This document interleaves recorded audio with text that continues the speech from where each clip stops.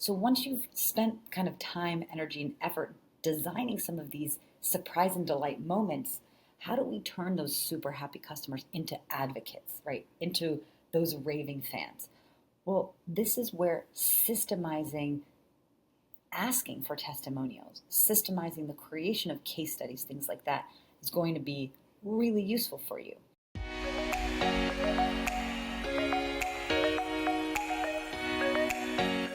Customer experience is marketing.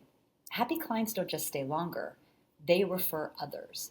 That's why I implore you to look at your customer service and the way that you are actually executing on your product or service, right? Onboarding those clients as part of your marketing program.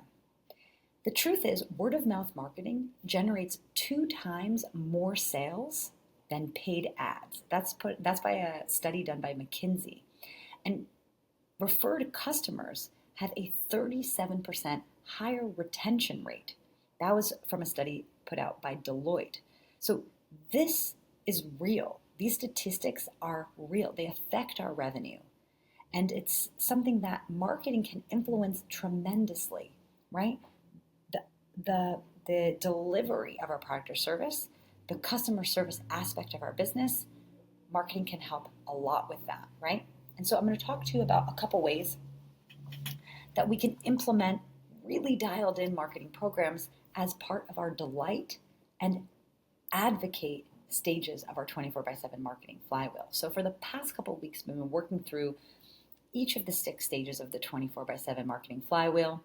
If you haven't heard of the 24/7 marketing flywheel, just tuning into us and you want kind of a in-depth overview, you can head over to episode 200 of the podcast, and it breaks down all of the 6 stages of the 24/7 marketing flywheel. But in today's episode, we're kind of touching base on the last 2 phases, which is the delight phase and the advocate phase. So we've gone through an tremendous, incredible journey of reaching brand new audiences, bringing them into our world, nurturing them, getting them ready to buy with us. They've booked that sales call or demo. They've made that sale with us. Now they're a customer, right? How are we going to ensure that they are outrageously happy? Because outrageously happy customers will help to fill that pipeline again. Fill that pipeline again. Yeah. So we can do this in a couple ways. I started my career working in hospitality, and one of the phrases that we would always say, like, again and again and again in the hotel business was, how can we surprise and delight our customers? And this is, this could look like, giving small gifts or chocolates or champagne or whatever in the room when they arrive, something that they didn't expect that's just going to make them arrive with a really happy feeling. And it doesn't matter whether you're a hotel or, a product or a service, we can be designing these moments of surprise and delight into our businesses in many different ways. And so one of the biggest opportunities we have from a marketing perspective, and one that should be sort of most basic table legs for your business, is, do we have systems for making sure that the purchasing experience and the delivery experience is efficient and organized and clear? So this is our systems are, our purchase page, do we get the invoice on time? Do we have email communication so that person knows that the payment went through? Making sure that operationally everything is in step. And again, oftentimes marketing is responsible for making sure all of those pieces work, all of those things work. And if they don't, and there's a breakdown, you're going to give a really bad experience to your customers, right? But that's kind of like the boring stuff, because this delight phase is, I think, one of the most creative phases of the 24/7 marketing flywheel, and a place where you can get really creative.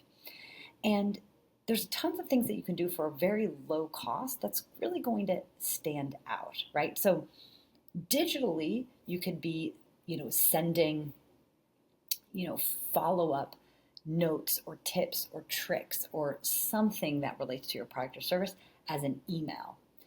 I've seen things where CEOs will send a video thanking customers for purchasing. I've seen, companies that send like care instructions for products that someone just recently purchased. I've even seen For service-based businesses, a lot of folks send physical pieces of mail, handwritten postcards, or even gifts to thank that customer, that client for becoming a customer and a client, right? There's a lot of really fun, creative ways that we can do that. There's also really easy things we can do, like gathering someone's birthday and sending them a birthday message when it's their birthday, or giving them a little gift or a discount on their birthday. We can be, segmenting, getting more information about that customer or client, and then sending things that are relevant to them, like, if they have kids, do we know what their kids' names are, right? These are things that the sales team can utilize a lot in their communication, but it's also we can customize communication based on any information we have stored in our CRM. We can create custom fields to generate automated messages that feel super personalized, right? So understanding kids' names, or understanding where people live, or understanding what their industry is, or XYZ element OP.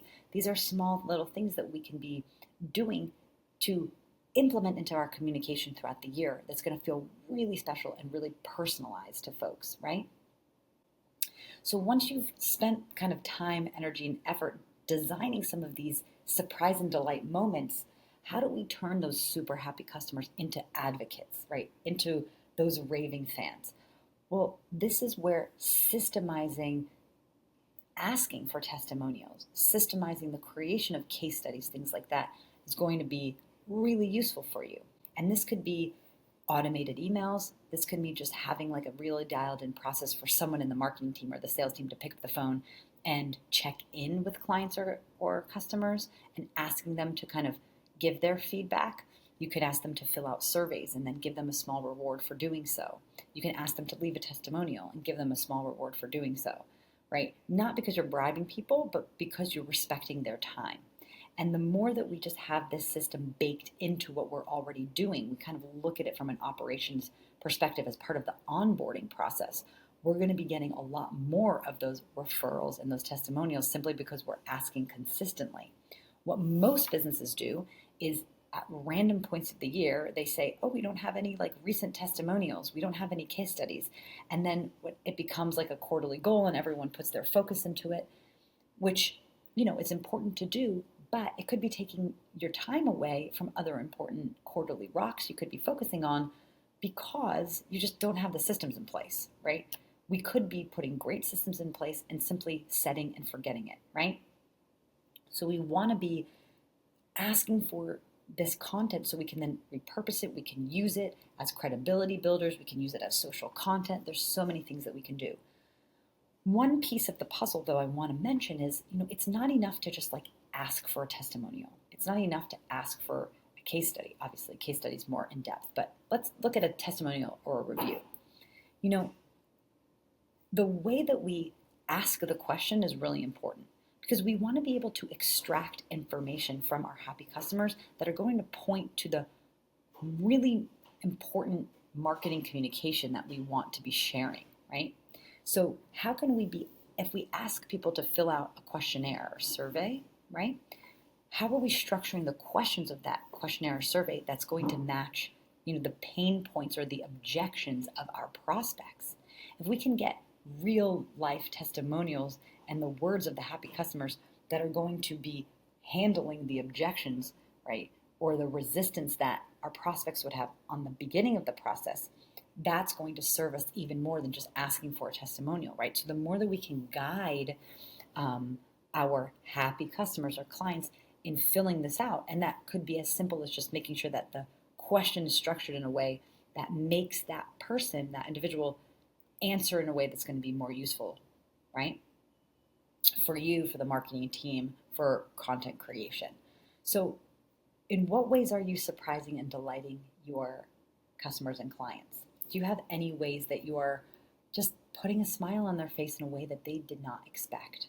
This is going to really help produce those happy customers, right? Aside from delivering what you promised to deliver them, we need to keep our promises, right? Delight is about going beyond that, right? It's going beyond what we promised to give them something that they don't expect. That's the whole idea of delight. And then advocate. What systems, simple automated systems, do you have in place for asking for feedback? And then rewarding someone for giving you their time. Again, we're not bribing, but we're showing our appreciation. This could be as simple as a thank you, or it could be as much as a Starbucks gift card, something like that. But this helps to churn, right, that flywheel again, because the great testimonials and case studies, whatever we're building off of those happy customers, is just going to be the proof in the pudding that we need to convert prospects in the future. So this is how we close the loop. And this is the magic of the 24/7 marketing flywheel, which again is the framework that I use to design all of the marketing strategies for the clients that I work with, and also how I design my own marketing strategy, my own business. So I've seen this in action. I see it work. I see it get incredible results for businesses. And I hope that, whether you need some extra support, which is, I'm always here to support you, either by giving advice, or you can hire me and my team to help execute this for you, or even if you're doing it all yourself, I implore you to really be following this framework to build your marketing strategy, because it's going to help you do it in a measured way where you can understand what's working and what's not working. And that brings me to kind of the last bit I wanted to touch on in today's episode, because we are coming to the end of the quarter, which is unbelievable. And at the end of the quarter, it's really a time for review and reflection on what's working or not working in your business. And where a lot of folks get frustrated and get stuck for like many, many years is just simply not understanding what's working and what's not working. And when it comes to marketing and sales, this can be the difference between success and failure. We need to understand our failures and learn from them in order to improve, in order to actually get better, right, at all that we're doing. And you, as the leader of your business, are responsible for creating the space for that review with your team. Because whether you're working with one team member or 20 or 50 or 100 team members, right, the way that we're going to grow our business and get to the next level is that if everyone on our team is learning and growing with us, right, that the work output that they are giving to us is improving. And by improving, meaning that it's getting the results and it's getting better with time, because we're getting more insights. We're honing our messaging. We're honing in our strategy, right? This is the boring part of marketing, but it is the most important part of marketing. Just setting up our system, our marketing system, setting up a strategy and really paying attention, watching it, testing, iterating, and improving upon it to make it better and better and better. And the quicker we can do that, right, the more focused and more efficient we can be in doing that, the quicker we're going to see results from all of this, right? So 2 steps, building out your flywheel, your full and thriving flywheel. And number 2, iterating and improving upon it. And when we come to the end of the quarter, right, and we're ready to make our quarterly goals for the upcoming quarter, for the marketing department at least, we need to stay firm on this focus, which is asking our team, asking ourselves, have we built out our 24/7 marketing flywheel? Do we have a proven framework that we've built our marketing strategy against, that we know if we just follow those instructions, we're going to get the results? Do we have something like that in place? If not, we need to get that done. So any missing piece of that becomes a quarterly goal. Once we have that all built out, the next question becomes, is it working? What's working? What's not working? And if there's any piece of that flywheel of your marketing strategy that's not working for you, that's not getting the results that you need, that becomes the focus for the quarter, right? We don't have to have a full perfect flywheel, like everything working perfectly. That's probably never going to happen. It's an ongoing process of iterating and improving. And say you do have your flywheel working like gangbusters, right? You have created this one track that really is getting those results for you. Well, then the next step is really, what other lead channels can we open up? What other nurture strategies can we be going to? This is how we actually grow and scale our marketing efforts, and in turn grow and scale our business and grow and scale our revenue, which is, for all of us listening, probably our primary goal, right? How do we consistently grow our revenue or maintain a revenue that is going to help support our teams, our businesses, and our lives as founders, as entrepreneurs, right? Because that's what we're all here for. So I hope you've enjoyed this series talking about the 24/7 marketing flywheel. And I want to invite you for something very special that I only offer a couple times a year, which is to have me personally, not anyone on my team, me personally review your 24/7 marketing flywheel and audit it and give you your exact next steps that you need to focus on for the upcoming quarter. So we'll spend an hour together. We'll go through an audit, which I have an actual audit that's going to give you like a score, like a percentage score that's going to show you exactly the area that you need to focus on in the upcoming quarter. I'm going to give you specific instructions on exactly what to do to get results out of that flywheel.